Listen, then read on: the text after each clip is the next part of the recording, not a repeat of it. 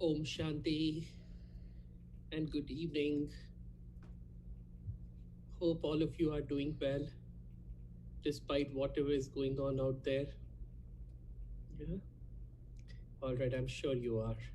I know you all have been muted and you can't unmute yourself unless you raise your hand or put in the chat that you would like to be unmuted. So, but for those of you who have your cameras on, you can wave to tell us if you're doing well. Everybody's good? Good. Yeah. So we see lots of familiar faces and we see some new ones too. So a warm welcome to all the old comers, all the newcomers. It's always a joy. It has almost started feeling as if it is one family, one beautiful family, right? Do you feel that? Those who come on a regular basis? Amazing. All right. So, for those who have never come before to any Brahma Kumari session, want to just quickly tell you a little bit about the Brahma Kumaris. And we are a big happy family, a happy family where we have people from all walks of life, all religions, all castes, all colors, all creeds, all professions. And the unique thing is that each one of us is ready to explore and embrace a new paradigm. And what's the new paradigm? Paradigm of going within and understanding the self, first of all, and then understanding the real truths of life, truths that are totally liberating. Because in a way, we are stuck in the prisons of our own minds. And nobody likes to be a prisoner. We all like to be free. However, in order to experience an unlimited consciousness, unlimited talent, unlimited God's love, then we have to free ourselves from the prison of our minds. So that's what we do, and we do all this through the practice of meditation, which we call as Raj Yoga meditation. It is taught across the world, free of cost, wherever you go. In fact, not just the meditation sessions, but these kind of insight sessions are also free wherever you go. All right. And so, having said this, we can start our session. The topic today is the power of adaptability from a Raj Yoga meditation perspective. And you have been hearing me and Kanishan quite a bit in the past several weeks or weekends. Today, we wanted to bring some newness to this. And so we brought a wonderful guest, a lovely guest. Her name is Sister Tina. Has joined today. Yeah, she's waving her hand. She has joined today from the Midwest. By the way, you are a co-host too, so you can unmute yourself. Yeah, I think you have realized that. And so, Sister Tina is a PhD in what I find is one of the most difficult things, botany and plant genetics as well, right?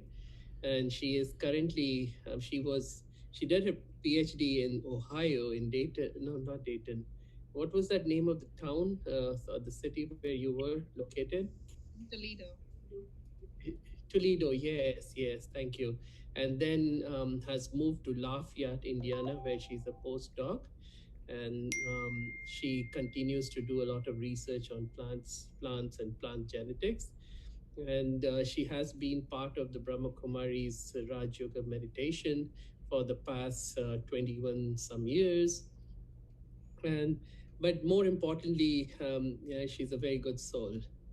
We have seen, we have had the chance to be very close to her. She has been very close to us for quite a few years. I think when we were in Michigan, and she had moved to Ohio, something like 2008, 9, something like that, right? Is when we met her. And we have had the chance to do quite a bit of service together.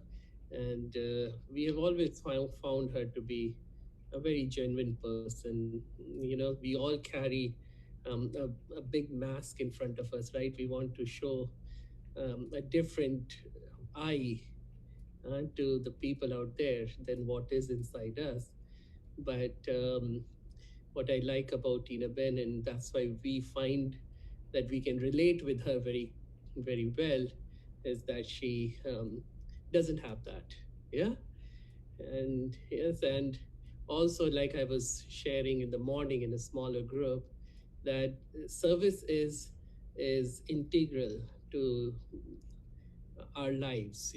Although we kind of don't recognize that, but it's sort of hardwired in the soul that we need to help people around us, serve people around us. However, even serving becomes many times very selective. Whom do I serve? uh, when do I serve? How do I serve? That selectiveness is not true service. But we have found Tina Ben to be non-selective. Yeah. Sister Tina to be non-selective, always ready, always willing to serve in whatever capacity she has been asked to, with a lot of humility. And so we're glad to have you. A warm welcome to you, Sister Tina. Thank you. Thank you. It's my pleasure. I'm so happy to be here. Uh, Really lovely to see all of you, whoever I can see. I know yeah, I'm not, not in the video, but it's really nice. It's wonderful. Thank you. all Looking right. forward to this conversation. Yes, we Interesting too. topic. Yeah. We too. Yeah, Kanishta, is she, would you like to say something, Kanishta?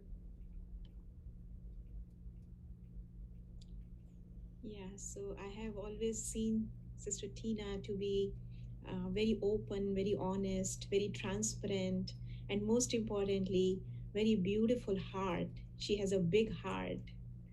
And I think that's what we are going to experience today in this conversation. Her big heart, her lovely energy, and I have started feeling it the moment I saw her. So, welcome, Sister Tina, and we look forward to this conversation. Thank you. Thank you so much. I didn't know I have so many qualities. No, we all have, right? We all had, and most of the times we forget to see our own qualities. By the way, this is also going on Facebook Live, and so there are a lot more people who have not joined in this are also going to be part of it, yeah, remotely. No, oh, okay. So now it is being recorded. So we missed out on the initial part, but I'm sure it is all right. So as we record this, then we don't have all the disturbance of somebody accidentally leaving their microphone on and so on and so forth. So if you want to speak, please raise your hand. It's a small group, so you can physically raise your hand. One of us will be able to see it. But also in the chat box, you can type that I would like to say something. If you don't feel comfortable in speaking, you can type it and one of us can read it. The third way of doing this is that when you go into the participant section, you will see a place where you can raise your hand. So when you raise your hand, we will come to know as well.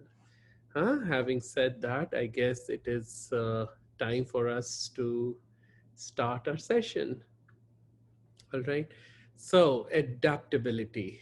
Uh, in the current times, life is going to throw so many different things at us. But how do we become adaptable? But is it even necessary to become adaptable? Why should we even think about adaptability? I know, in a way, this is a redundant question because I don't know of anyone who will say, no, not being adaptable is a good thing. Uh, However, let's start talking on this because even when we start a conversation on something we already know, then new things come up, and it strengthens our desire to know more. Or actually fuels, I would say, our desire to know more, or it strengthens what we have already understood, and takes us to another level. So with this, I would like to request Sitina to chip in, because I want it to be an open-ended question. Don't want to restrict you by asking a very specific question, but just go ahead and share with us what you think about adaptability in modern times. Yeah. Mm. Hello, everyone. Greetings. I think you already set the stage, Shwetang Bhai, where you said that the world is always changing, right? And when we say that change is inevitable, then I think adaptation becomes inevitable. If I and basically, what is adaptation? You're asking, right? Adaptation or accommodation is basically letting go of the old way of being, right? And there can be many examples. So but I think that it is the way I was till now, the way I was thinking, the way I was talking, the way I was doing my work, whatever it is, I have to adapt. So I remember I am a scientist, right? I have to work in the lab. Like in my life, I've never sat home and done any work. So this is my first time in the entire life where I'm able to now sit home and say I'm working from home. But and I was telling my boss that how am I going to do the experiments from home? And then he said, but you have to think more, think creatively. You have to think new ways of doing things from home. And that's where data analysis came into picture, doing stuff from computer came into picture. Because if I cannot do anything from home, then basically I have to say on paper that I have no job, right? Then I lose my status, I lose my position, I lose my job basically. So I think adaptation is necessary for survival. But then I don't want to adapt from that fear of, that I have to survive, I have to survive. Because survival of the fittest we hear, right? You must have known, right? Kanishta Ben, you can also come in. Survival of the fittest, I think when we talk about that, then it is like, okay, it means I have to be the fittest one in the group in order to survive. But that is more fear based sometimes. And what we learn at Brahma Kumaris, coming from this Raj Yoga perspective, we understand that we want to adapt, but it has to be more love based. Creationist mentality, sometimes we say that I can create something new, I can be more creative in my ways of doing things, in my ways of thinking. And so when I work from that creationist mentality, then it is like I am somewhere working on the foundation of love. So I don't know if that's making sense, but that's what I feel, that I want to adapt, but I don't want to adapt out of fear that, oh, I'm going to perish if I don't adapt, you know. I think But that's a very beautiful point that you are making here, because if we think about the animal world, most importantly, the animal world, the adaptation, the type of adaptation that we see in that world is coming out. It's based on actually fear. It's not based on love. So maybe you can talk more about the plant kingdom and animal kingdom before we move on to the human kingdom. And yeah, because you did so much in plant and you're so much interested in plant kingdom, so maybe you can come up with some examples that you can maybe that can help people understand this concept of adaptation even yeah, better. yeah. I love plants because of the main reason that they are so flexible, right? They can adapt to anything. They don't say, oh, why it's raining now, or why there is so much sun now, or why there is so much cold now, right? Like we always keep cribbing about the weather or about the conditions in which we are thrown. But then the plants, they just know how to adjust. They just know how to adapt. It's intuitive intelligence within the plant that helps them to exactly know what they are supposed to do. And that's why when the fall season comes, the plant will drop the leaves. Because if the leaves are still there, then photosynthesis has to be carried out. Then it needs sunlight, but there is not enough sunlight for it to do photosynthesis. So it will drop the leaves off. So that is a way of adapting. Yes, it is losing something, it is let going of something, but in that let go, it knows that it will stand for another so many more years. And then when the weather becomes conducive and optimum, right? The environment has good temperature, good light, then again the leaves, again the plant will flourish, right? And so sometimes I like this example of bamboo tree versus the grass, right? That is there. And grass is so flexible, so it will stay no matter how much storm will come, right? It has this ability to be flexible. It will move with the wind. As the wind goes, it will move.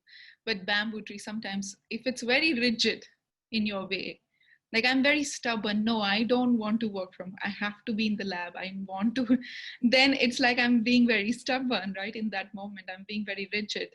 And that does not allow me to grow, because only when there is pain there will be growth. You know, sometimes I like to give the example of when we use you can't use pen to do muscle curls, right? You have to use weights to do the muscle curls. Only then the muscles will be built. So in the same way, and when you are doing your weights, there is tear and wear of the muscles. And only when there is wear and tear of the muscles, then it's like the muscle uh, has realized, okay, now it has to do something. So then they will grow. And then they don't grow only to the point that it started with, right? The muscles that were there in the beginning, they don't just repair to that same extent, but they repair to a greater extent, and they grow much more, and that's why there is muscle buildup that happens then. So similarly with animals also, we have seen, I don't know so much about animal kingdom, maybe Shwetanga, you should say more here, you know, how dinosaurs and things like that extinct because they could not adapt. But yeah, I don't know if you want to say Even more. from the plant's point of view, you see plants in deserts, Yeah, and how they modify themselves. right. um, it's just amazing. And I liked how you said about there is some intelligence that they tap into, and that's their inner intelligence, or the intelligence of the universe. And it's so intuitive for them to do that.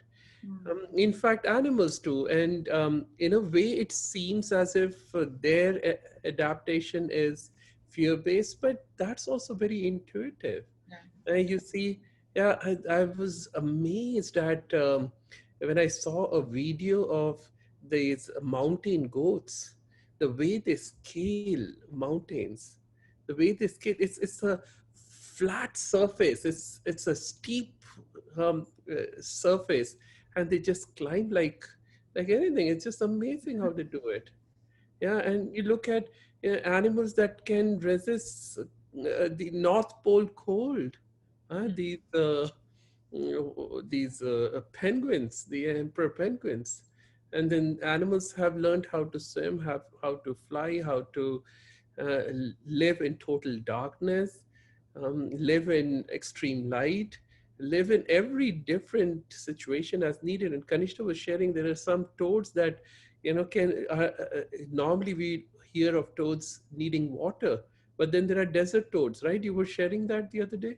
I was reading somewhere, and it was mentioned that there are desert toads, and what they do, their skin, under the skin, they store water so that they can survive in the desert area. So it's interesting, how these animals, they come up with their own way of surviving. And also there is an example of this mouse, the difference between mouse and rat. I was kind of getting curious to know the difference, and I came to know that the mouse, actually, they come up during nighttime, but they don't have night vision actually. They cannot see clearly, but their ears are very big. So their ears, they are big so that they can escape yeah. from danger. Mm, And their tails are also big and their ears are also big. So that is mouse. On the other hand, rats, they are big, but their ears are very small. So it is so interesting to see that the type of adaptation that these animals they have, for their own survival. Mm. And those who, sorry, go ahead. Another thing that I came across was that, in maybe long time back, the snakes, they used to have legs. Have you ever heard of snakes with legs? But over time, what happened? They had difficulty in burrowing, deep into the ground. So over a period of time, they lost their legs. Mm. So this is so interesting because they were not able to find their food, and not able to handle, different things. So that's why they lost their legs. Mm. So the things that are not important, they lost so that they can survive and they can, they can lead their lives. So In this other is words, letting go. yeah, Let letting go. Yeah, the letting go thing that we see in the animal world as well, not just in the human world, but in the animal world. You mean in the plant world? It's not just in the plant world, but in the animal world as well. The letting go, right? And Yeah. so yeah, and so in on the other hand, when you see the dinosaurs, the story, I don't know how true that is in the evolution of this earth, that they say that once upon a time dinosaurs roamed on this planet. Well, Mm. I don't know how true that is. Even actually Darwin, who came up with this evolution theory, wasn't sure whether it is right or not. In any case, they say that the dinosaurs became extinct because they couldn't adapt to the changing environment of the earth. Right? So it is important for us to adapt. And I liked how you said that one is adaptation out of fear, the other is adaptation out of love. Irrespective of how you adapt, yeah, You adapt. it is important to forcibly, yeah, or with love, with kindness. Eventually, it's better if we can learn how to do it with kindness, and that we learn with Raj Yoga meditation today and as we go forward in many other sessions, because it's a slow process, it's an evolving process. We have to find our own path in this, yeah, our own zen through this process. So it's not going to happen overnight, but at least we will give you some tools, and as you go along and as you practice those, you can see what works for you and what doesn't. But if you now come to the humankind, in a way we are very adaptable. We, however, like to show ourselves as non-adaptable. It's a big paradox. You know, in a way, we don't have all the qualities that animals have. I've shared that before in the past, yeah. But we have one thing which is very interesting. That's the prefrontal cortex, yeah. Or if you want to look at it from a spiritual point of view, we have higher consciousness, which enables us to change in the most amazing way, in the most profound way, which no plant or no animal can do. Mm. But how do we get about this business of changing? Yeah, you see, they say even in the corporate world, some of the examples I'm sure you can relate to, especially in the West, and I'm sure you know about the Blockbuster story, right? Who knows? So who doesn't know? I don't know. No? Might be good for you to say. Really? All right. So about Blockbuster was a big company. I'm sure people from the West know about Blockbuster. Yeah, I'm sure Itala knows. I'm sure Marshall knows. Yeah, Blockbuster was a big, big company that it had. I think when I came to US in 2006, I saw a lot of Blockbuster shops. These places, outlets, almost in every city wherever you would visit, and these were the places where you could walk into them and rent out DVDs for different movies, and they were very popular. But so one time there was a press conference or some sort of conference where the CEO of the Blockbuster company was speaking about what changes or whatever is happening, so on and so forth.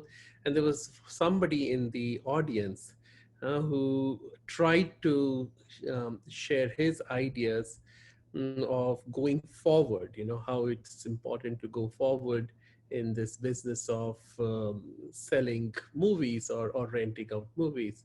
And the CEO of the Blockbuster was a very arrogant person, whoever it was. And so he shooed away that person, and didn't ridiculed him, didn't give him respect, and so on and so forth. And that person was later became the CEO of Netflix.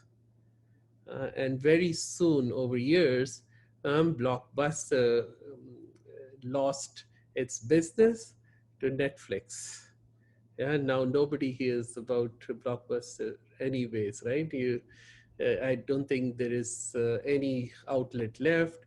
This whole company completely drowned, and now we have Netflix and Amazon and many others, right? So what it means that if we are not ready to adapt, um, if we are not ready to examine what is coming our way and what we need to do to respond to that situation, then we are going to find ourselves losing out in the battle.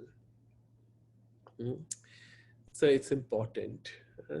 I think now, having shared so many different examples, we all have come to the conclusion, right? Hopefully, all of you have come to the conclusion that adaptation is important no matter what. Yeah. So let's go about now, um, how we need to adapt.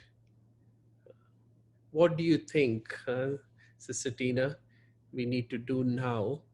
Or what do you do? You have mentioned that you were ready to adapt to the new scenario where, because of COVID-19, you had to work from home, you had to become more creative and do it. But what were the inherent qualities, or what were some of the tricks, if you will, that you used to make yourself more adaptable, if you would like to share with us? Yeah, I think adaptation can happen on many levels, right? It can happen on the external level. I change my outside.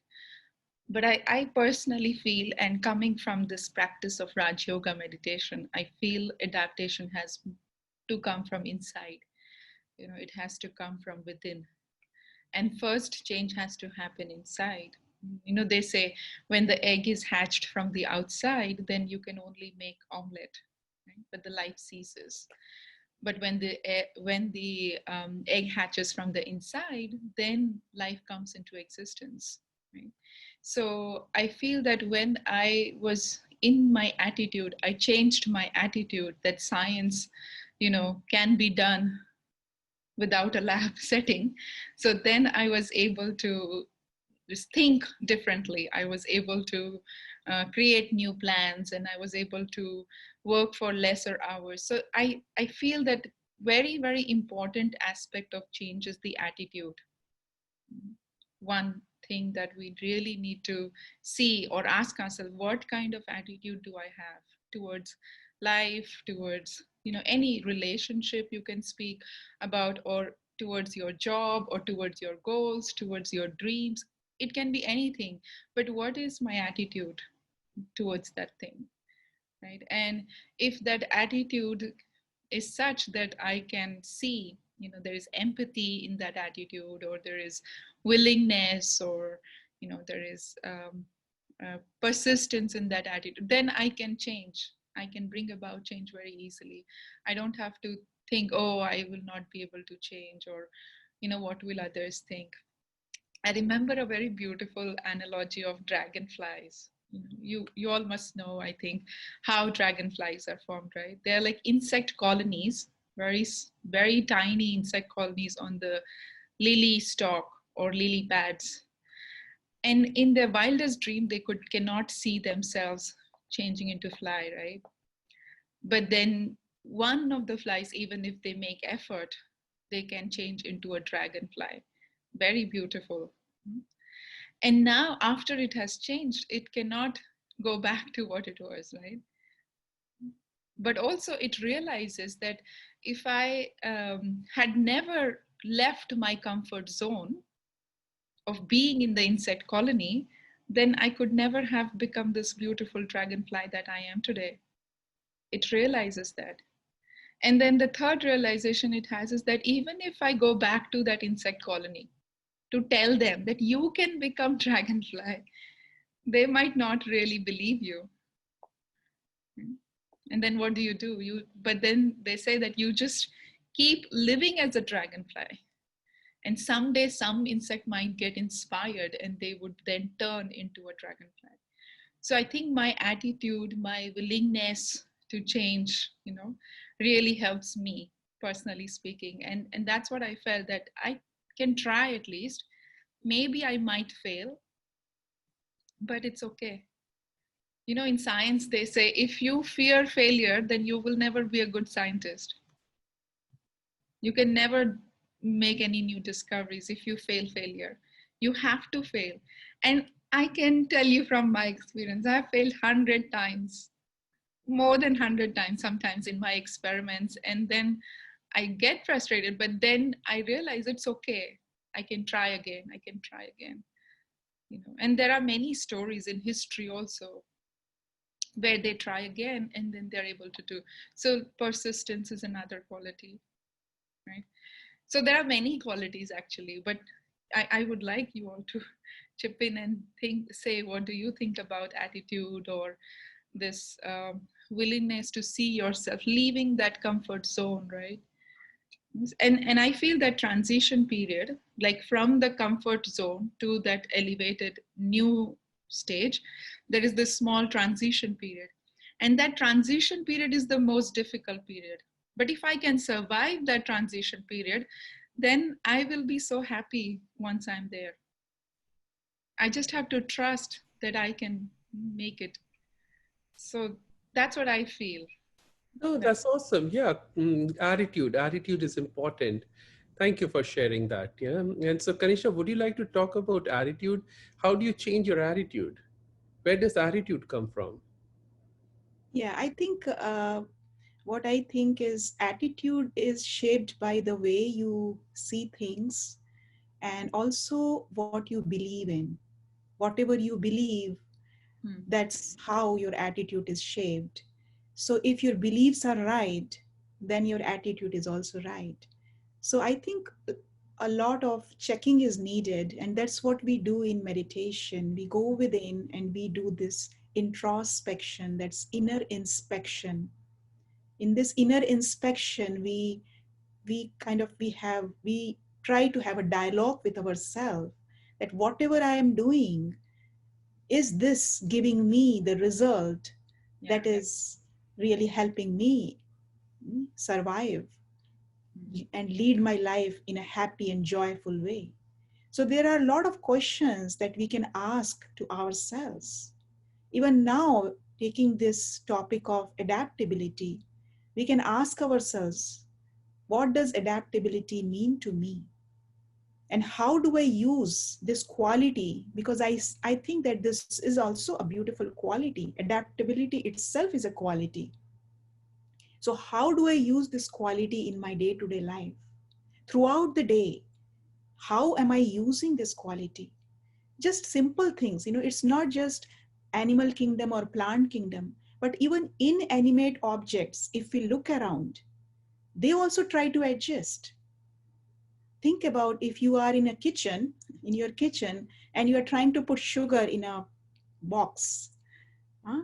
And you are trying to put the sugar, but you feel that, oh, this much sugar is not going to fit in, but you just tap the box a little bit, you shake it a little bit, and then you see the space getting created inside, and you are able to put the entire sugar in the box, right? So the inanimate objects are able to adjust.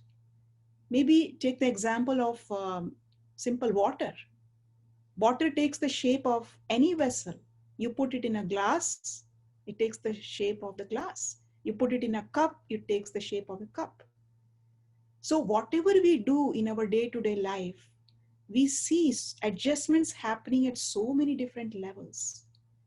So if I can use the same adjustment that these animate and inanimate objects are doing, if I can do that, then it's easy for me to really lead my life. And that adjustment I can do by changing my attitude. And I can change my attitude by believing in myself. That first of all, I need to believe that adaptability is my true nature. My intrinsic nature is that I am born to be, to adjust myself. Even think about, even when we are born, before we are born, if we think about how the fetus is there in the womb of the mother, there is such little space, very little space, but how the fetus is like, in that little space, it is, the back is bent, the limbs are kind of, they are turned, Folded. yeah, Folded. they're folded, and then how the baby is able to survive there in In that. fact, sometimes it's more than one baby in the womb. Yeah, I remember when I was working in back in India, in NICU, neonatal ICU, there were four quadruplets were born. It was so interesting, how in that little space, four babies. So that is the adjustment, right? Even when the baby is born, the adjustment is taking place inside the womb of the mother. So adaptability is our inherent quality. It's Can we there inside. can we say adaptability is hardwired in the self? Yeah, that's a very right way to say. And I was thinking about it that we all are actually hardwired for this adaptability. Our brain is hardwired Mhm.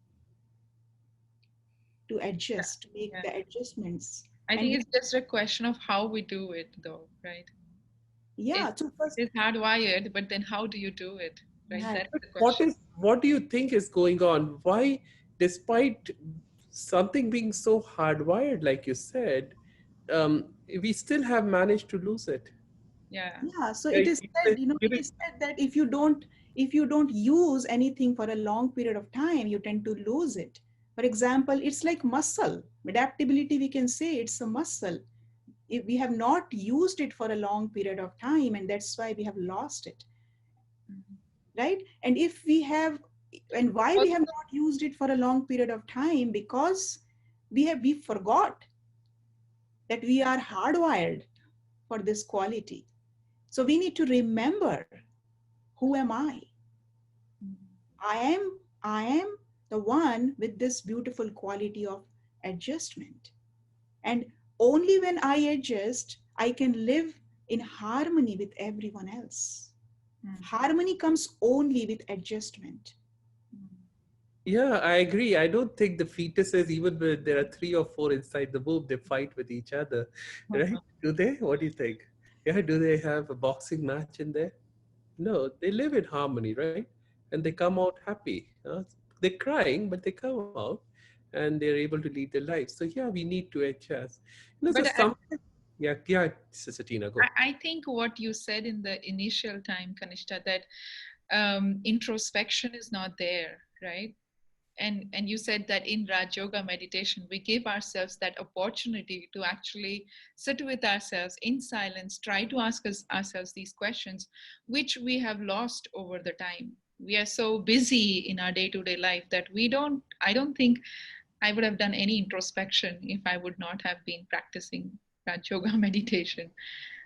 Because we introspect, we try to then ask questions like what you were saying, and then build our roots. It's like going back to our roots, that this is my inherent quality, this is my root, I have it within me. you know yeah, sorry, Swetang, go ahead. No, no, that's amazing. Yeah.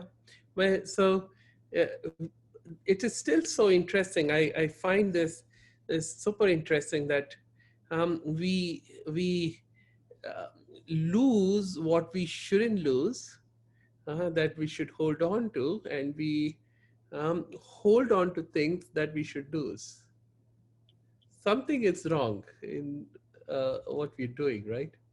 That on one hand, you can see, like you said, snakes had that much sense to let go of its legs so that it can burrow deep inside. Yeah, and we are not ready to let go of our old paradigms. Yeah, and become more adaptable. On the other hand, we are ready to let go of adaptability itself. Something's wrong with us. So now is the time for us to learn and fix ourselves. And so going back to which you had initiated that part of the qualities that are needed, which I think we can talk more on, was like which you had also said, Kanisha, about the five elements of nature, how adaptable they are, and water especially, and air also, yeah, fire too. All of these elements of nature can adapt. When there are several qualities that any inanimate or animate object or thing or person is a has in order to adapt, and those qualities we can discuss one by one. And the first one I wanted us to talk more was humility, I guess. And so, would you like to say something about humility? Can we start with Sister Tina?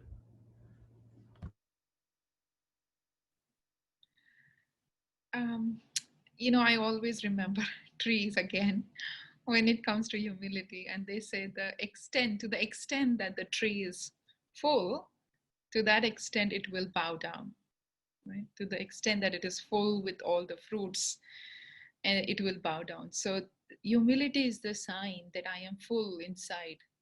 I don't have any dependency. I have my self-respect very elevated. Like Kanishta was saying, that I am aware that this is my quality.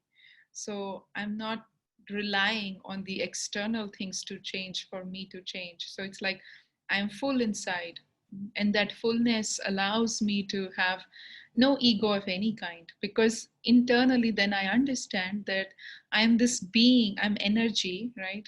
Like we understand I'm the energy, I am eternally very beautiful, very virtuous being, very powerful in my own rights.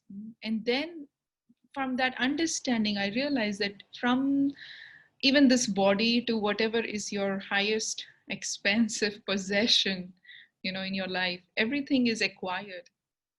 But that which is inherent are these qualities of the energy that I am. And when I realize and I stabilize myself in that awareness that I am powerful, I am beautiful, I am perfect in my own sense, then that fullness, that self respect elevates me to a level where I don't have to have any ego of anything. And when I don't have ego, basically it is being humble, right, about my whatever I have, then whether it is external possessions or internal, but I'm very humble because I'm full inside. That's what I feel, that humility is really comes from that fullness within. And like you were saying initially, humility brings harmony. When I can have humility, I can adjust. I won't say, oh, I am right, so why will I adjust, or I am senior, I am elder, why will I adjust, or I am the boss, why should I adjust? We don't have all those external identities, the false identities, if you will. And when I am stable in my internal roots, in my internal awareness of who I am, then that awareness allows me to work from that position, that space. So yeah, I might be right, but then I respect you also. And humility and respect go like, they're two tracks of the same train. So it's like they're together. So if I have humility, then I will respect you. Even if I don't agree with what you're saying, and I don't have to agree with what you're saying, but I can respect your opinion. And that is very beautiful in relationships. If I can give you respect for what you think, what you feel, then automatically there is harmony, right? So This I don't have any agree to disagree. Yeah, you have to say. Huh? right? But also you can begin to agree to each other in a way that you can understand each other's perspective, where they're coming from, and you begin to agree. And I've seen that as harmony happens, then it's a resonance. Yeah. Yes, resonance, and then everybody starts vibrating at the same frequency. Yeah. And that needs empathy, then, right? That I need to step into your shoes to kind of sometimes see, okay, what is your point of view? Or take a bigger stance and say, okay, let me try to understand what they are trying to say. Give you that benefit of doubt, sometimes they say, right? So I need a lot of empathy then, if I want to agree with what you're saying and try to harmonize with what you are coming from. Yeah. So true. Yeah, wonderful. Thank you. Yeah, and Kanishna, I think another quality that we should explore is courage. I think we touched upon it a little bit, but it's a good idea to talk about courage. And what are your thoughts on that? Yeah, even before that, it's important. We were talking about this humility, respect, and I think one important quality is acceptance. Mm. You can adjust only when you really accept others as they are. Like you touched upon the empathy piece, so you can be empathetic only when you are able to understand first. Acceptance comes with understanding. You need to understand where they are coming from, and then based on that, then you are able to accept them. So understanding, so I think there are many qualities, they go together. There is not one single quality that you need to make any kind of adjustment. And so there is humility, there is respect, there is empathy, there is understanding, there is acceptance, and then of course the courage is so important, because sometimes we But feel Krishna, that. sorry to interrupt. So before you go back to courage, thank you for reiterating all these qualities. But I want to say one thing, here, that many times still becomes very theoretical. That we have to accept people, we have to understand people, and it almost feels like a chore. Oh my God, I have to accept so many people. I have to see. It feels difficult. To do that. But I think the answer lies in Raj Yoga. Yeah, that when you begin to understand who you are and who each one else is, That's yeah, the around foundation. us. That's That's the the foundation, that we are foundation. souls and they are souls too. Right. We are full, whole, complete, and they are full, whole, complete as well. We have nothing to prove to anyone. They too have nothing to prove to anyone. And we don't need them to prove themselves to us, just as we don't need us to prove ourselves to them. Yeah, each one is a child of God, and therefore is my brother or sister. And just like we tend to have love, and we very easily forgive most of the times our own siblings, right? Sometimes we get really more upset, with our own siblings more than we would get upset with our neighbors. But in general, you would find that there is this sibling love, right? That it's almost, you would say it's natural. It evolves naturally. So we can also see everyone around us as our siblings, yeah, and fall in love with everyone, no, or actually rise in love with everyone, no. So you love everyone and you rise together. And even in Christianity, they say that love thy neighbor. And so if you see everyone as a soul, this tiny, beautiful point of light, energy that's so sweet, so kind, everybody has that pure consciousness, then you start having love for everyone. Then you can adjust. You can say, yeah, sure, come. What can I do for you? How can I help you? So That's one of the qualities, that is the primary qualities, maybe we can say, or that maybe we can say that is the foundation, is the wisdom, who we are. Everything starts from there. If you have the knowledge, if you have the understanding, who am I and who others are, and from that space, from that consciousness, if you look at everyone, then it is easy to bring out all these qualities, because all these qualities are in the in that energy what we are talking about, that I am the energy, I am the soul, i am I am not this physical, but I am metaphysical being. So first I need to change. I need to change the way I see myself as. And for that, we need the knowledge. Who am I? And this is the first and most important lesson that we learn in the practice of Raj Yoga meditation. That I am not what I see with my physical eyes, this physical body, but I am what I don't see. And that's where I need to focus. I need to focus on the energy, everyone's energy, that everyone is energy, pure energy. Mm.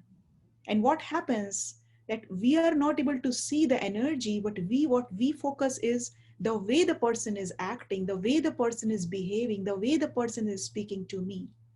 And I think that creates the barrier, that obstructs the flow of these qualities, because we are not really seeing at the right place. We are seeing at the wrong place. We need to focus our attention on the soul, on that energy. And when we connect our energy, our pure energy, with that person's pure energy, then the flow will be easy. But the flow is not easy because the connection is not happening, the right connection is not happening. so. Yeah, we're going a little bit away from the topic. That's great, but I want to ask you more on this since you have shared something very interesting. Would you say that the other person is behaving in a certain way because of the way we are looking at that person? That is also another thing. We also have to change the way we look at others. So, and that's why we say that the change has to happen from us, from within. We should not we should not try to change the other person, but we need to change the way we see ourselves and the way we see others. And we have so many stories in this organization. Recently we celebrated Mama's Day, that is the mother of this organization, and she has such pure energy that whoever would come in front of her would change instantly. Whatever energy that person comes in with, his energy will get changed because of the pure energy that she had. So we can change others, the other person's energy, by being ourselves in that space. And that is what we practice in Raj Yoga meditation. We work on ourselves. We don't try to change others, but we work on ourselves, because inherently we all are very pure, beautiful beings. And we have to connect to our that pure being again and again, again and again.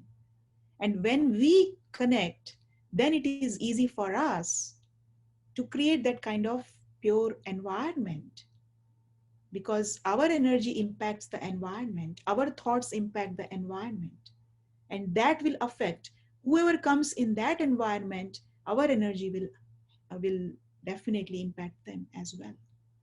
So Right. their behavior will instantly change, even if they behave in a certain way with others. But if we work on ourselves and they come close to us, then their behavior will also change. Just like these senior yogis, we have examples how the behavior of people changed, and they just um, bow down. So our adaptability will also help in their adaptability. Is that what you're saying? Right? Yeah. It'll help them change for the better as we change for the better. Right. Because when we change for the worse, it helps others change for the worse, which is not helpful at all. So we have to change for the better to help others change for the better as well. Let's take a pause for a moment. Vicky has would like to say something. Why don't I unmute you? Would you like to say that, Vicky, yourself? Which what you have typed?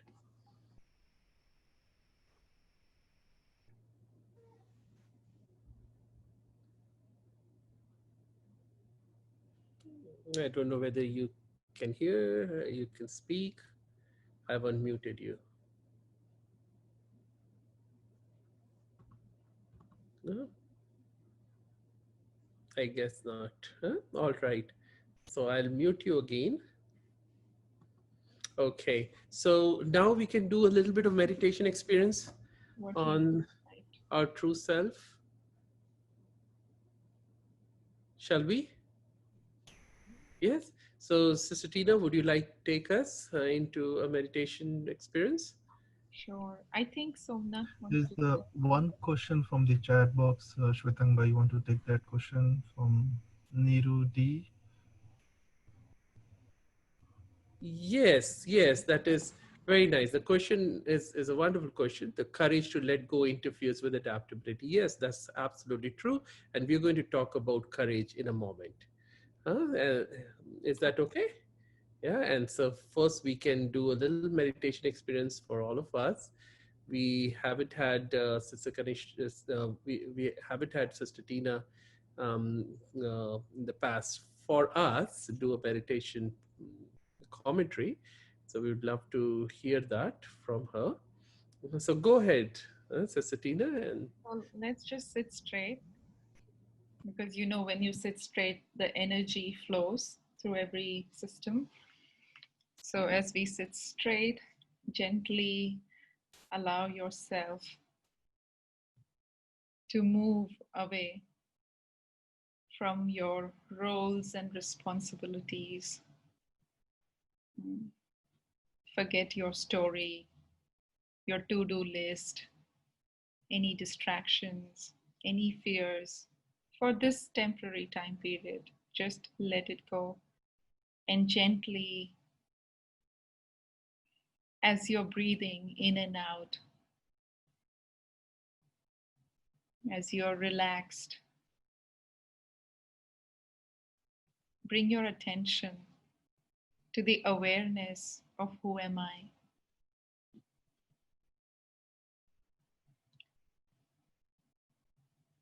I understand that I am energy, the sentient being, the one who has animated the body.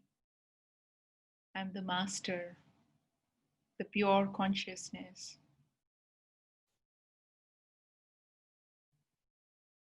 And so allow yourself to see the original beauty of this energy in its most natural state. It is a sparkling light that is constantly radiating the energy of peace, the energy of flexibility, the energy of courage, the energy of regard and respect. This energy feels natural to me. This is the original self.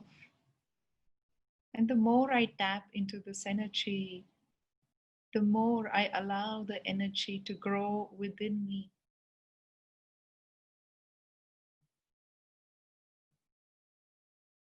And in this awareness of being pure consciousness,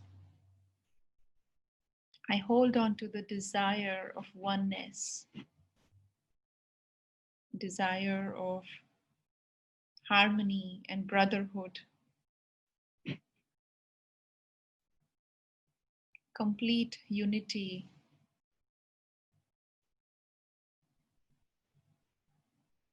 In everything,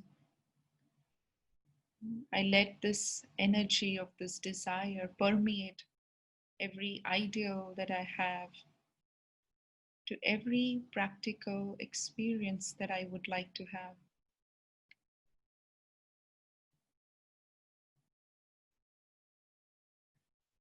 but I understand the state of the world is fragile. And so I tread this path with gentleness. I don't force, but I slowly, gently allow myself to adapt to any situation that life brings in front of me. For I understand that I have the capacity. I just have to bring it to the surface and manifest it into a practical form. So I maintain this awareness. And every time I remind myself of who I am, my inner strengths, my inner qualities, in those moments I strengthen my roots. And the more stable I am, the virtue of adaptation eventually becomes a power that I can execute anytime for any length of time that I want.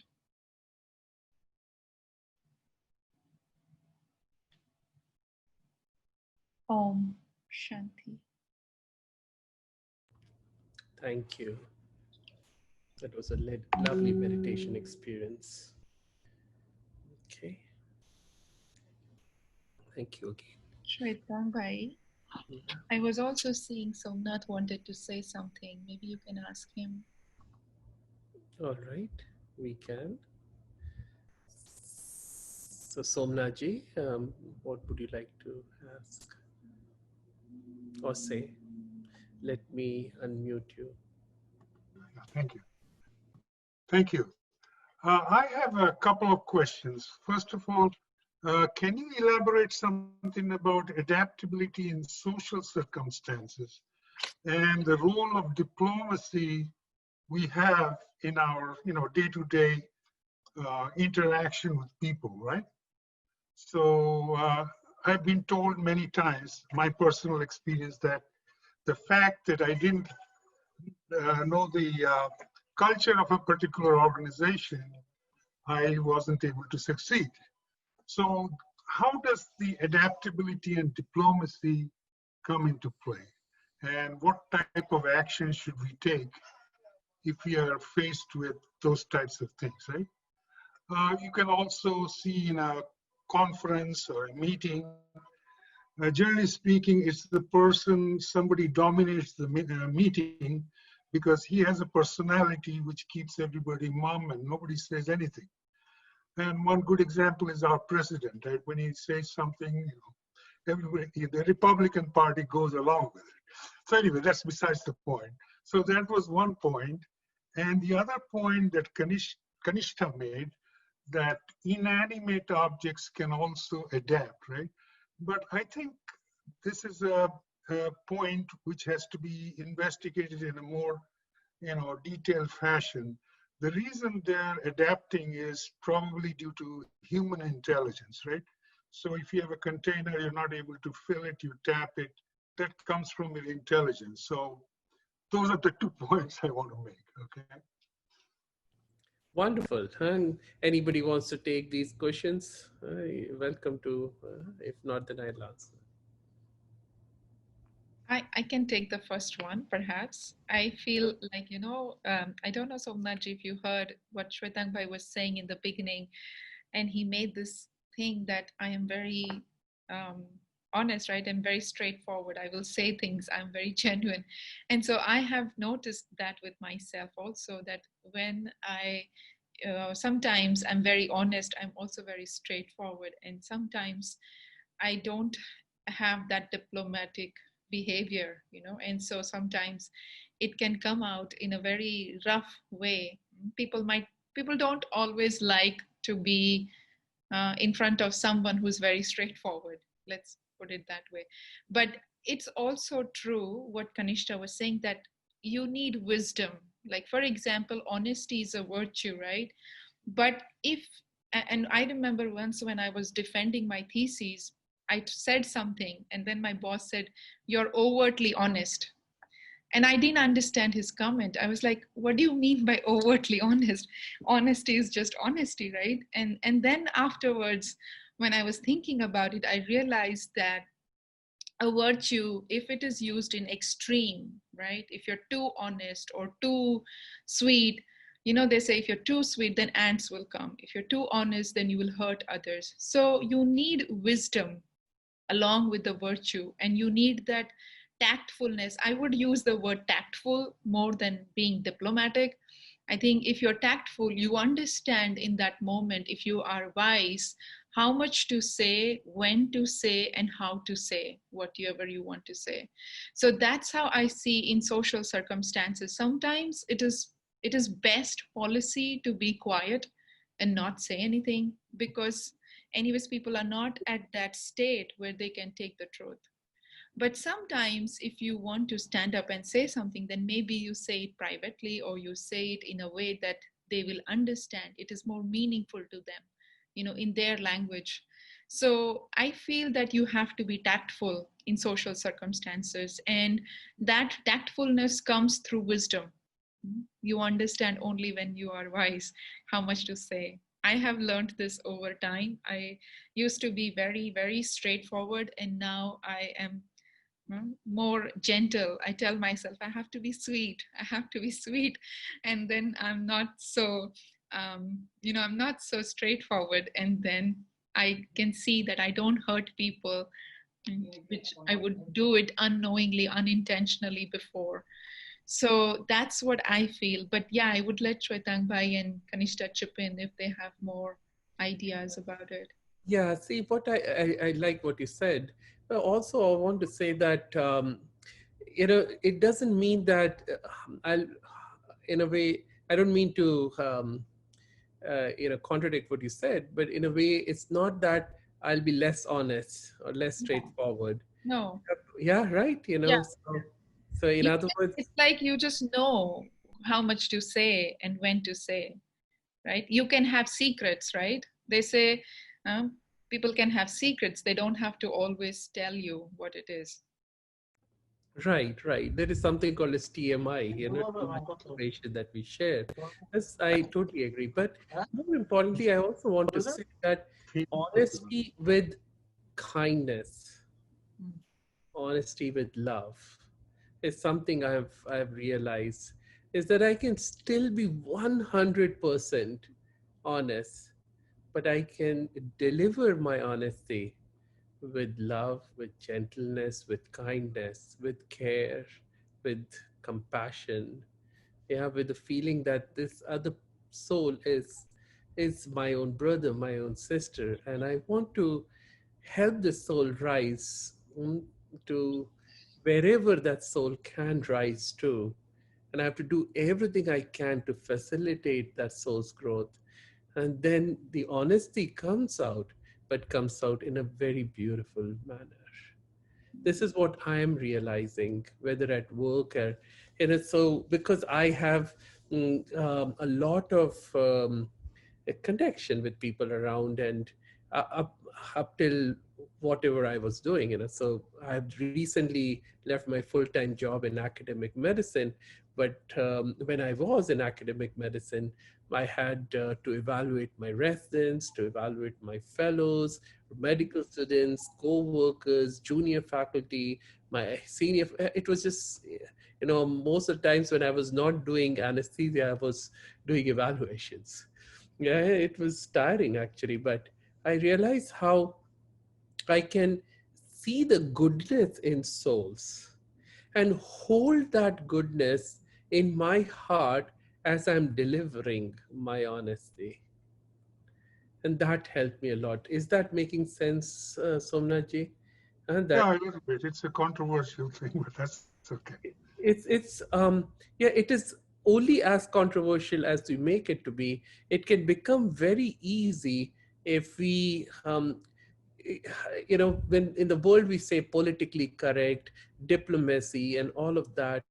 But rather than that, going to the core of our being and bringing honesty from there, the god like honesty, you know, that honesty that soothes, that heals, that nurtures, that helps grow, huh, is what will serve everyone. Because what happens is, with this politically correct attitude that we try to create for ourselves, diplomacy and all these things, it doesn't serve us, it doesn't serve the other soul either. That's true. Yeah. And honesty that comes from a very harsh kind of, very blunt kind of a state doesn't serve anyone either. It leaves abrasions, you know. I don't know how much you've seen that, you know, if you cut somebody like this, it hurts less than an actual abrasion hurts for weeks, you know, like when you probably you're That's bicycling and you skid or something, and you know, get those abrasions. You know what I'm talking about, abrasions versus cuts. Yeah, the abrasions hurt much more and much longer than pure cuts. So if I have to deliver something, I would rather cut than abrade. Yes, so that's what I would like to share. And Kanishta, would you like to say something else as well on this as we go on to the Yeah, second one? I think two qualities that we didn't touch upon, and I think this is the time for us to talk about, is the quality of detachment. That's so important if we are dealing with this type of situation. That I am putting my words, whatever I think is right at this moment, and then after that, I detach myself. I put my words, I'm very honest, I speak, and then I am detached after that. This whatever is so happens. important so that I don't get disturbed, I don't get affected, because it's important to maintain my peace of mind. And that is Yeah, what we are aiming for in meditation, that my peace of mind should always be there, should not be affected by what yeah, others are doing, how yeah, others are responding. So we learn the art of detachment.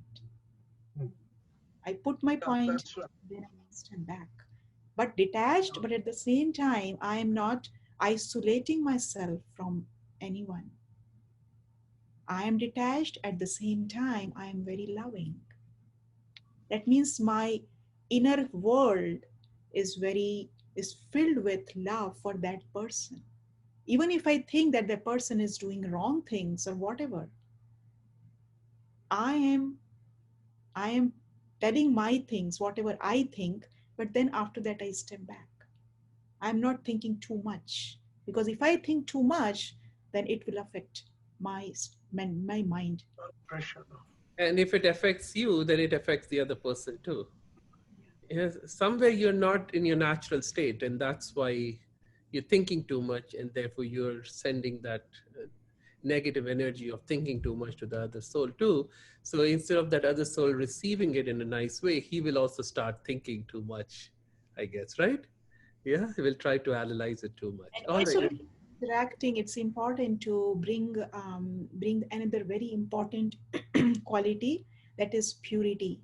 That means whatever you are saying, your intentions are very pure, and your feelings are very pure.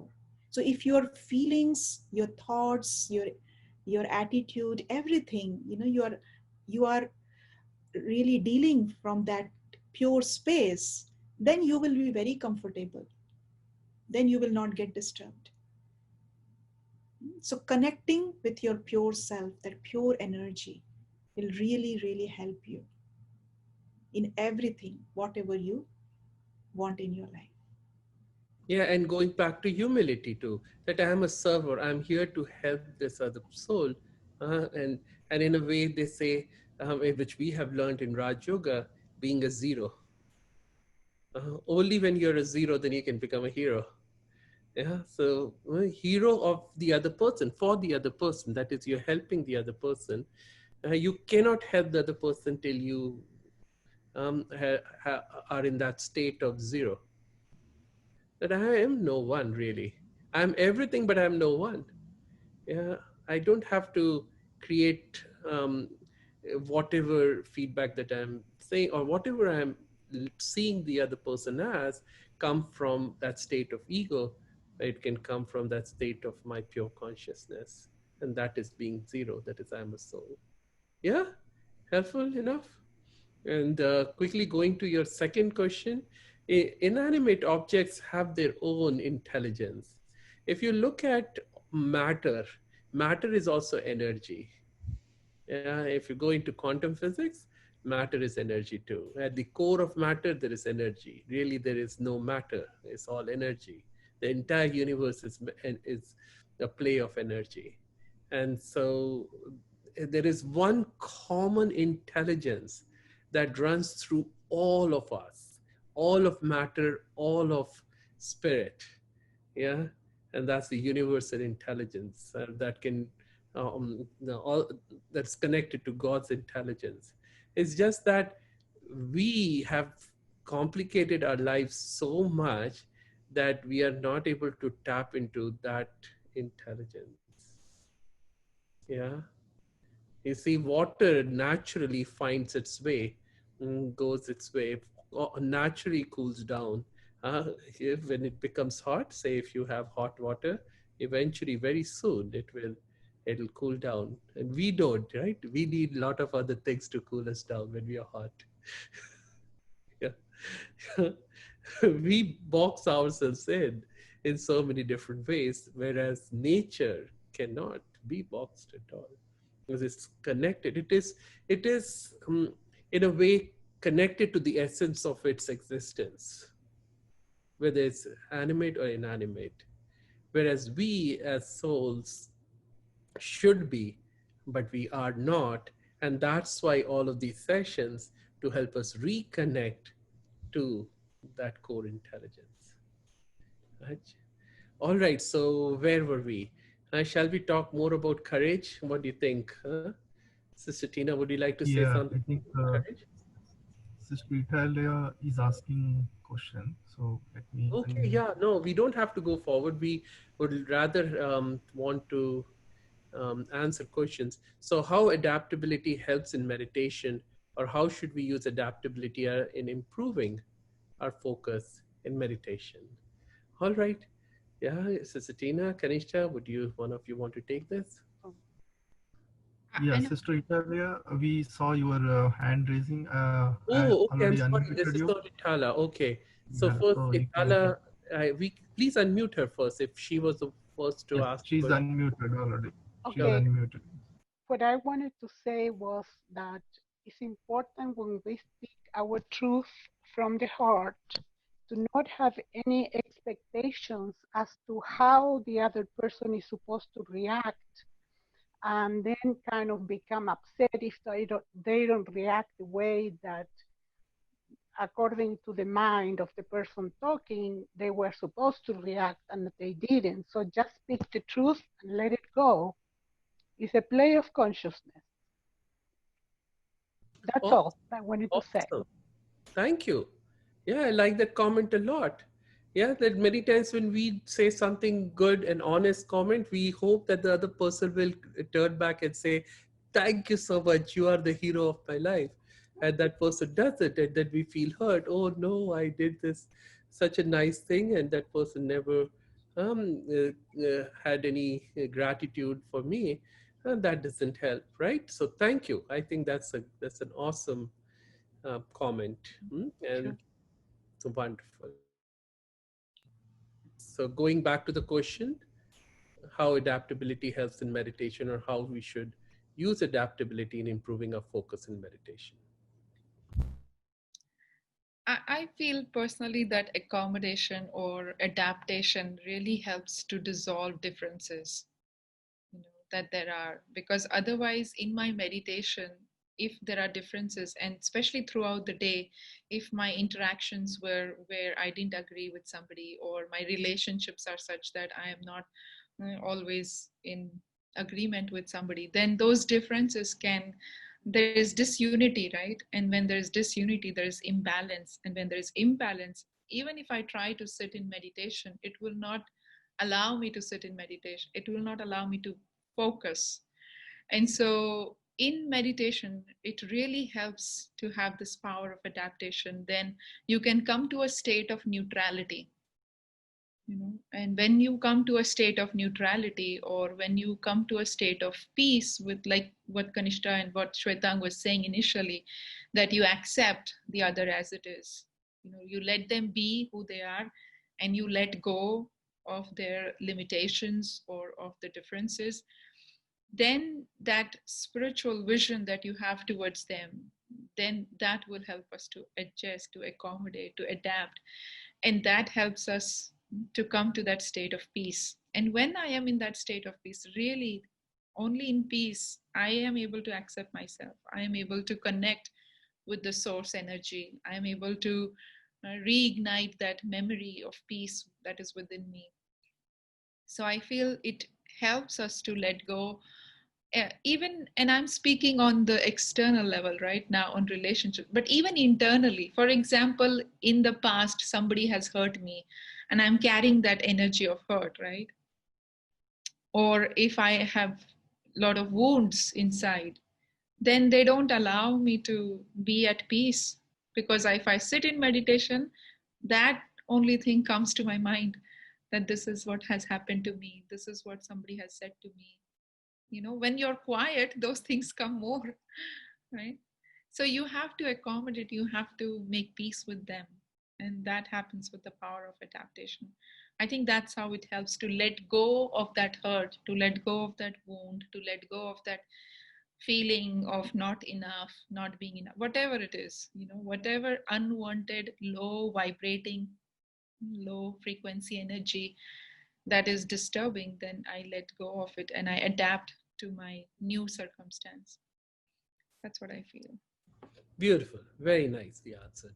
Yeah, I totally agree. And so, really, the goal of meditation is to connect to God, to the highest source of energy, to the ocean of all peace and love and happiness.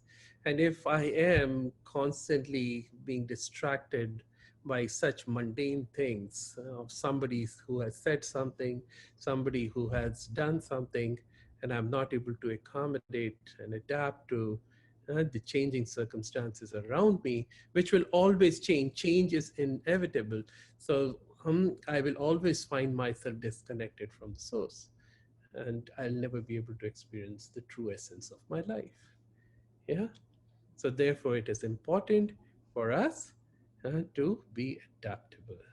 Yeah, and also another thing that I would like to add, you both said very beautiful things about the power of adaptation that's important in meditation, because another thing that's important to understand is what type of dialogue I'm having with my own self, what I did throughout the day. Sometimes, what we did, we are not satisfied with our own self and we start blaming ourselves. I should not have done like this, I did that. So, this internal dialogue, that negative internal dialogue that we have with ourselves, that also actually affects our meditation experience. So it's important to have a positive dialogue with ourselves. Okay, I was not able to do that. I can adjust. I can do this maybe later on. Now, for example, you plan your day in a certain way, but maybe for some reason you were not able to achieve what you wanted to achieve. Then maybe by the end of the day, instead of feeling guilty about it, that I was not able to achieve this thing in my throughout the day, maybe you can talk to yourself in a gentle way, in a calming way. Okay, you did your best, whatever you did, you whatever you could, you did. But now is the time for me to just relax. So if you talk to yourself in this way, then you are able to experience that inner peace. Otherwise, if you keep talking to yourself in a negative way, then the meditation experience will not be there. And if the meditation experience is not there, then you won't be healing yourself. Your mind will not be healed, your body will not be healed. So you won't be able to get the benefit of meditation. So Right. that's why it's important to check what is going on in my inner world. The power of adjustment, the power of adaptability is needed. It's very important. Thank you. And so, as we are getting closer to our time to finish. I think we have ended very beautifully. Yeah, we have brought everyone to this understanding of inner peace. And there is a video that I want to show to everyone, a very small one. It's really nice. You'll enjoy it. That how inner peace helps us handle so much that comes our way. So much. Yeah? In fact, anything on this earth can be handled if we have inner peace. And so that inner peace is very precious, and power of adaptability can help us protect that inner peace of ours. But before I show you that video, I do want to respond to one of the questions that was put on the chat box about letting go and the courage. And in a way, quickly, if anybody wants to say anything, Tina, Kanishna, want to say something about courage just quickly? We've already talked a little bit about courage, but Yeah, one thing that we learn here in meditation is that when you take one step of courage, then you get 1,000 steps of help from God.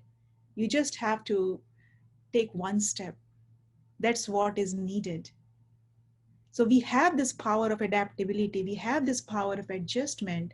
We just have to take one step of courage, and that step of courage is the effort to remember that I have the power. I am a powerful soul. I have the power to adjust with anything, with any person, with any situation, with everything. I just have to maintain this courage. And then everything will happen. excellent. Sister Tina, you want to have some final words on courage? Just resilience, I wanted to add. Resilience and perseverance helps, a lot. And you all must know from history, they show that Robert Bruce was defeated so many times. And then he went into the cave to hide, to protect himself from being killed. And he saw this spider who wouldn't give up. 100 times the spider is going up and it's falling, but it wouldn't give up spinning the web. And eventually he realizes that how the spider, being little insect, is not giving up. How can I give up? So I cannot execute fear in those moments, but resilience to get up. It's okay to fall down, it's okay to fail.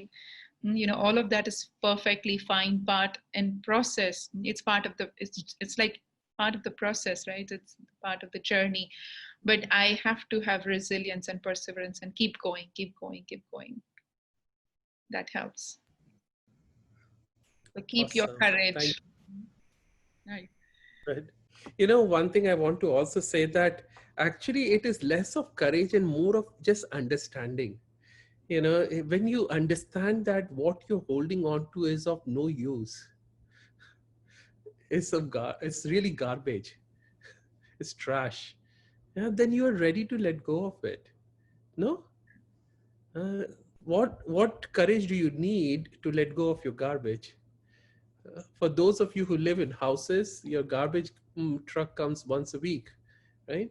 Do you need courage to let go of it? No, just the understanding that it's garbage. So all that we are holding on to, our old paradigms, yeah, old belief systems, are truly garbage, trash. You are doing yourself service.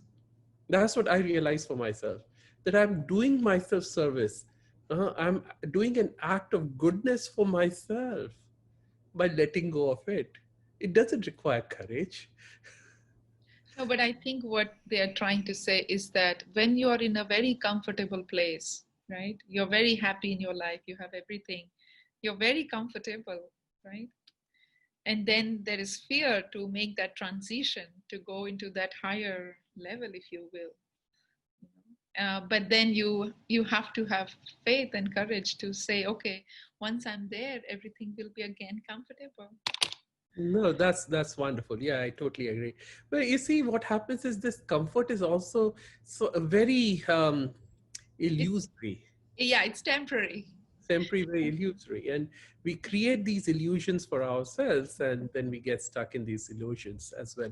So there is actually a video which I'm not showing today, but it's of quantum, Dr. Quantum. I don't know, some of you may have seen, and in which there is this Dr. Quantum comes to this two-dimensional world, and there is where there is no third dimension. It's only X and Y, yeah, length and breadth, and there's no height.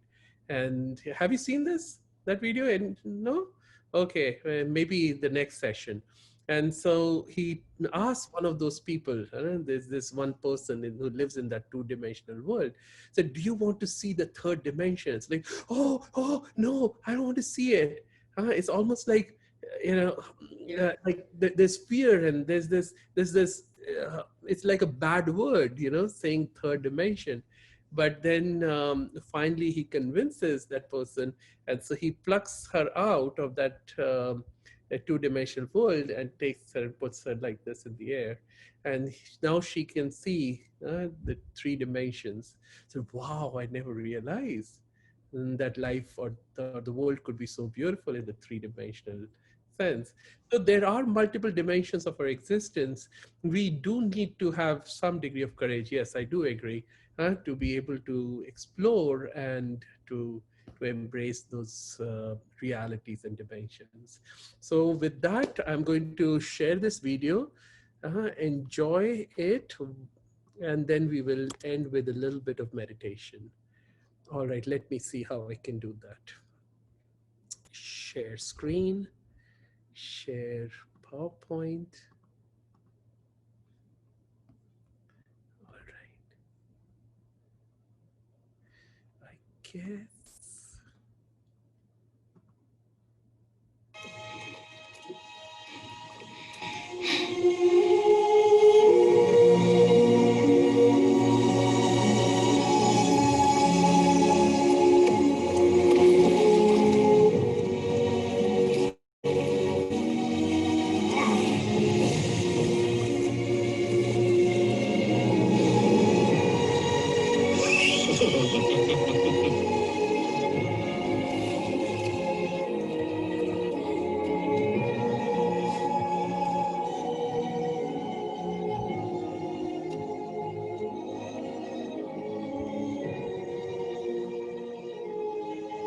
As you wish. Let's finish this.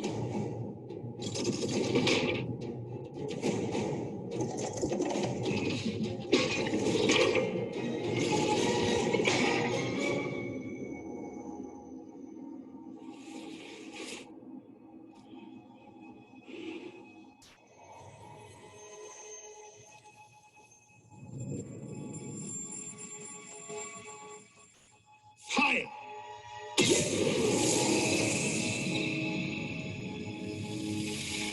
Inner peace.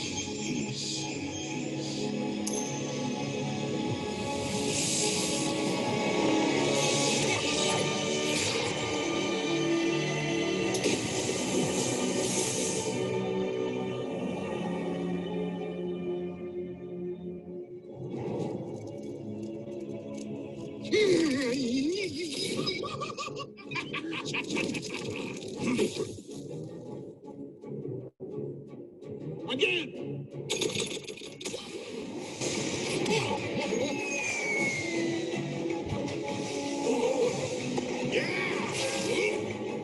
Kill him!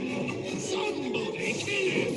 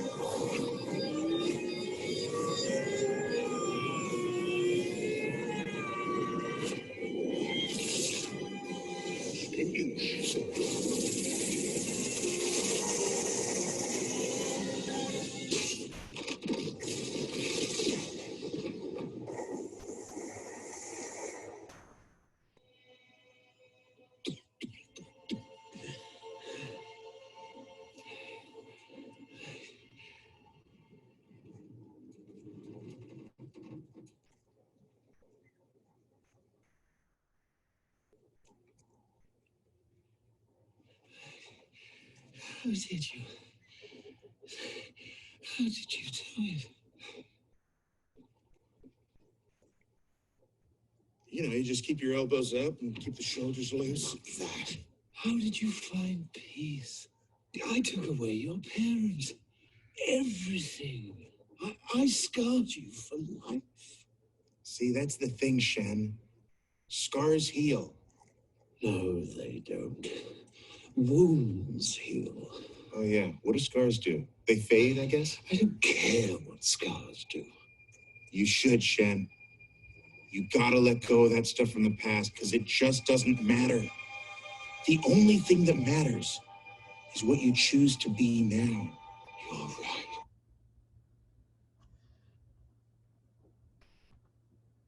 Mhm. Hope you enjoyed this video. Yeah. So when you have true inner peace, that comes when you are ready to let go of the past, let go of the old paradigms, then you can take on any situation in life, right? In fact, it becomes a game of life. You no longer fear situations. You no longer run away from situations, but you're ready to embrace challenges and situations and make the best use of them for yourself and for the service of mankind. All right. So, with this, we can end, and probably a good idea to have a little bit of meditation and then our thank you. So, Kanisha, would you like to take us through just a couple of minutes of meditation? Yeah.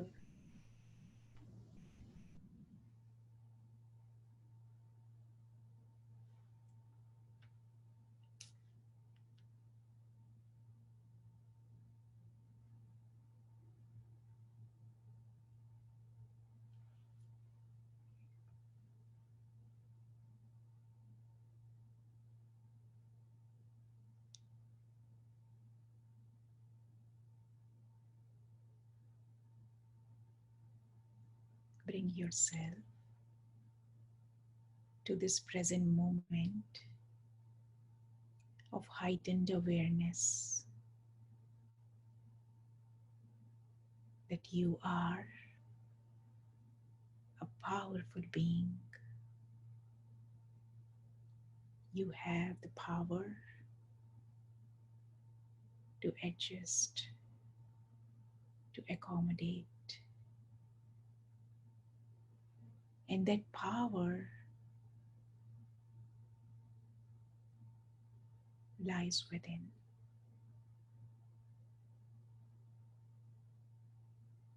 So, very gently take your attention to the center of your forehead and visualize a tiny point of light.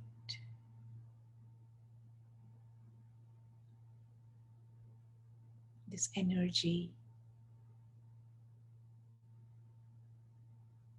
is what drives this physical body.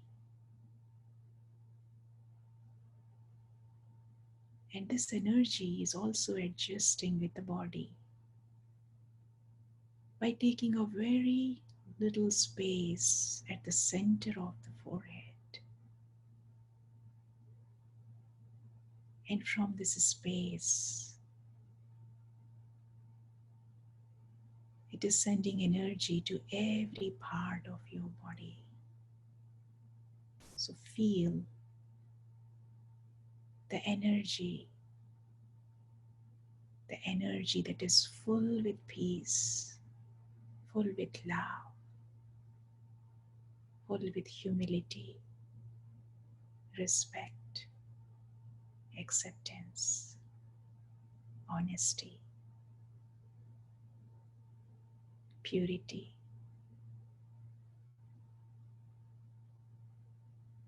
So many beautiful qualities. This energy is radiating. Feel the power of this energy.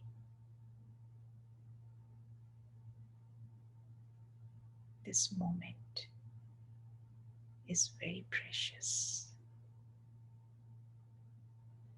Connect to this energy and also connect to that supreme source of energy,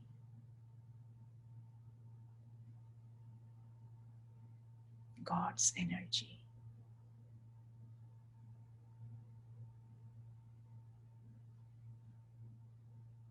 The ocean of all virtues and powers. Feel as if you are bathing in this energy, God's energy, absorbing and radiating, absorbing and radiating, and sharing with everyone else.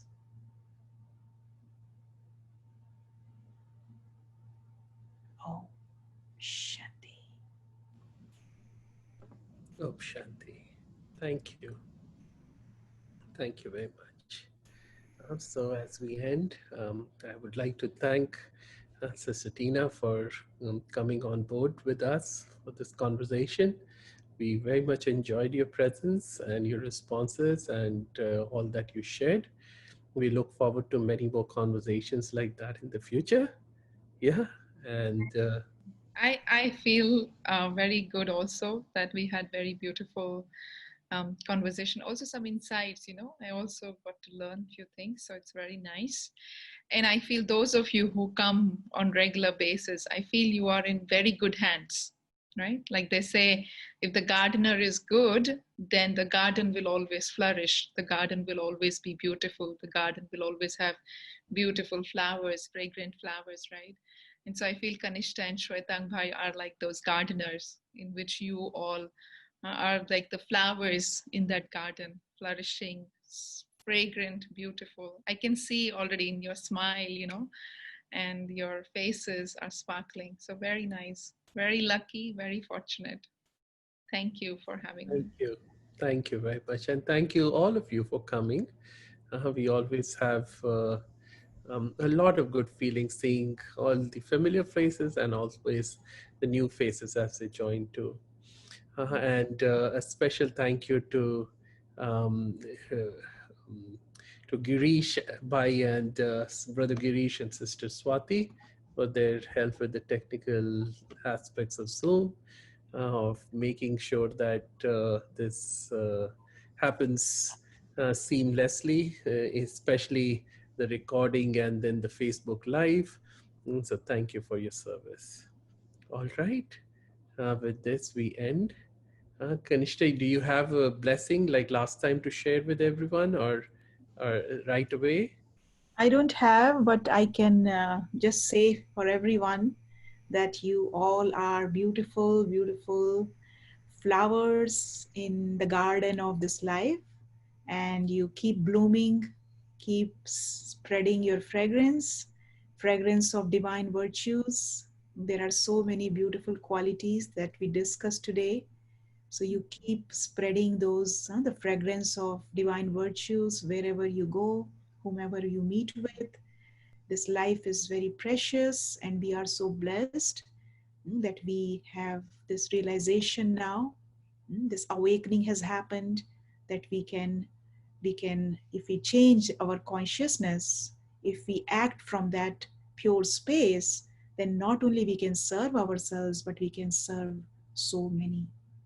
So I wish you all the best, and I really see you all spreading these virtues, mm, wherever you are going, wherever you're interacting with, whomever you're interacting with.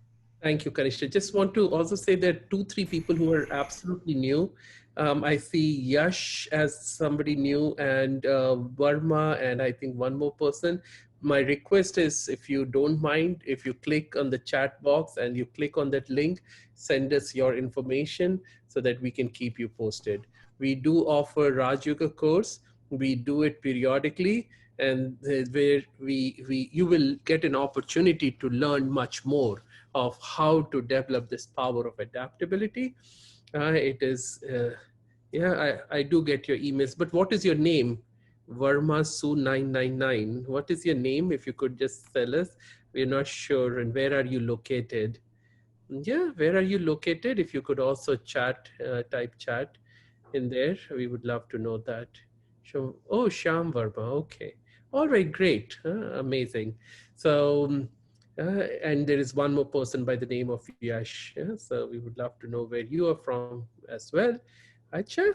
All right. Take care. Thank you again, Sister Tina. Thank you. Can't express our thanks enough. It was a joy to have you. It was amazing. Same here. Same A here. good soul. You all. Take care. Bye. Lots of love to all of you. Take care. See you next Sunday. Om Shanti.